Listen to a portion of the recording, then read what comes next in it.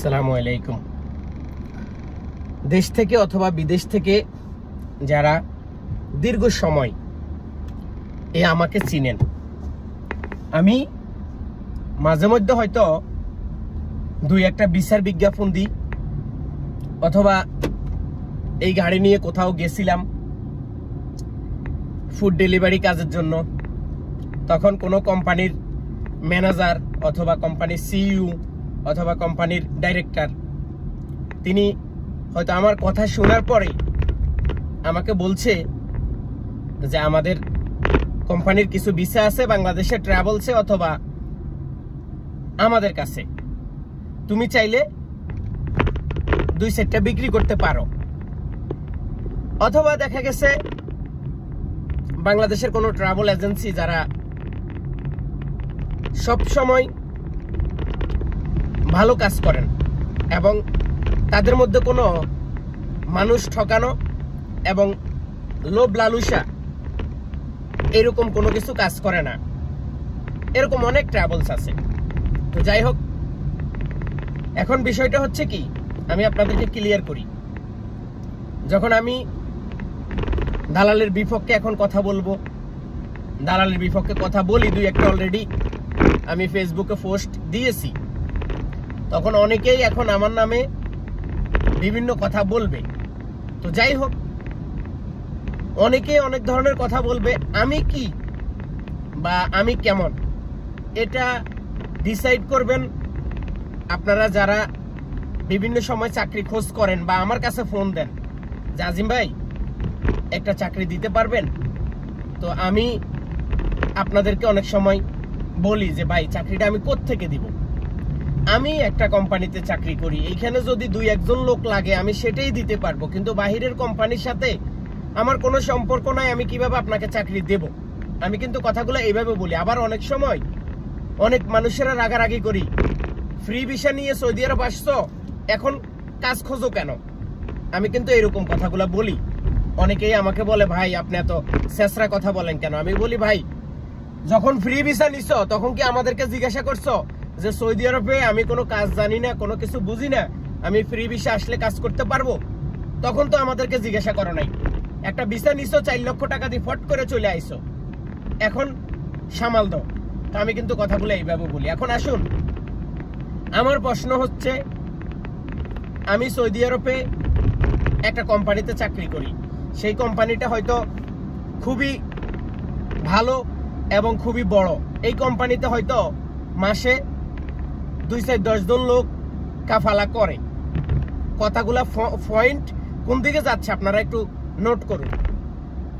আমি একটা কোম্পানিতে চাকরি করি, সেই কোম্পানিতে কিছু লোক লাগবে। আমার মালিকে অথবা আমার বসে অথবা আমার ম্যানেজারে আমারে বলছে যে আজিম তোর একটা ভালো ফেসবুক পেজ আছে, এইখানে একটা বিজ্ঞাপন দে, আমরা কিছু বাংলাদেশি লোক কাফালা করব। পয়েন্ট নোট করবেন, তাহলে ঠিক আছে, কারণ আমি ওই কোম্পানিতে চাকরি করি, সেই সুবাদে আমার কোম্পানি আমাকে বলছে। এবার আসুন, এখন আমি থাকি মদিনায়, আমি থাকি রিয়াদে, আমি থাকি দাম্মামে, আমি থাকি জেদ্দায়, তাহলে আমার কাছে এই চাকরির অফারগুলো কোত্থেকে আসে যে জেদ্দাতে 5 জন লোক লাগবে, বিল্ডিং কনেকশনে জেদ্দাতে 5 জন লোক লাগবে, আবাসিক হোটেলে জেদ্দাতে 5 জন লোক লাগবে, 5 স্টার হোটেলে জেদ্দাতে 5 জন লোক লাগবে অফিসে ক্লিন করার জন্য। এই নিউজগুলো আমার কাছে কি সৌদি আরবের ওই যে হোটেল কোম্পানি বা রেস্টুরেন্ট কোম্পানি বা এয়ারপোর্ট কোম্পানি অথবা বিভিন্ন কোম্পানির ম্যানেজারের সাথে কি আমার সাথে সম্পর্ক আছে? বা আমার সাথে কিভাবে তার সম্পর্ক থাকবে? সে হয়তো হইতে পারে মাসরি, সে হইতে পারে সৌদি, সে হইতে পারে ইউমনি, সে হইতে পারে বড় মাপের একজন সৌদি আরবের মন্ত্রী অথবা মিনিস্টার। তাহলে তিনি কি আমার মতো এই যে একটা চাকরের কাছে, একটা আবাঙ্গালিয়ার কাছে, মানে যিনি সৌদি আরবের পেশা যারা আমার মধ্যে লেখা আছে লেবার, তাকে ফোন করবে যে ভাই আমার 5 জন লোক লাগবে, আমার 10 জন লোক লাগবে? এরকম না, কোনো কিছু কি হয়?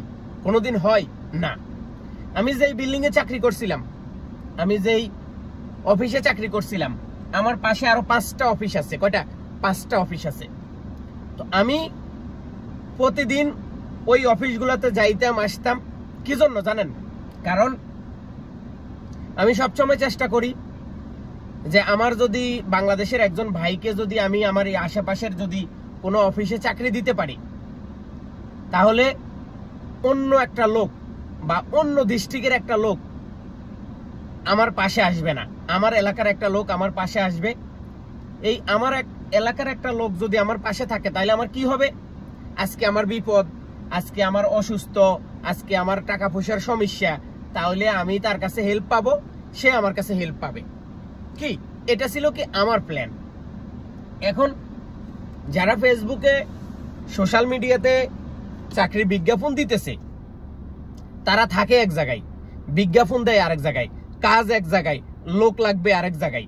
কিন্তু তাদের কথা কি, ভাই আমি মোবাইল নাম্বার দিছি, এই মোবাইল নাম্বারে যোগাযোগ করেন, যোগাযোগ করার পরে টাকা নিয়ে আসবেন। কি টাকা নিয়ে আসবেন? কাফালা হওয়ার জন্য টাকা, অথবা আমি যে আপনাকে চাকরিটা দিচ্ছি, অথবা সৌদি মালিকের নাম্বার নিতে হইলে আমাকে আগে টাকা দিতে হবে। কে বলে? দালাল বলে। এখন আমি এটাই ভেবে উঠতে পারতেছি না যে সারা সৌদি আরবের প্রত্যেকটা ডিস্ট্রিক্টের চাকরি আপনি কোত্থেকে দেন? আপনি কি সৌদি গভর্নমেন্টের কাছ থেকে আপনি কি একটা লাইসেন্স করছেন যে আমি চাকরির বাজার, বা আমার এটা চাকরির বাজার, অথবা আমার এটা ইয়ে করছে কি জানি কয় না, চাকরির ওয়েবসাইট, অথবা আমার এটা চাকরির একটা বিজনেসের আমি ফেসবুক খুলছি সরকার অনুমোদিত। আপনারা সৌদি আরবে লোক নিতে হইলে আমার মাধ্যমে নিতে হবে। মানে সৌদি আরবের যতগুলো কোম্পানি আছে, লোক নিতে হইলে আমাকে ফোন করতে হবে বা আমার কাছে কল দিতে হবে, আমার কাছে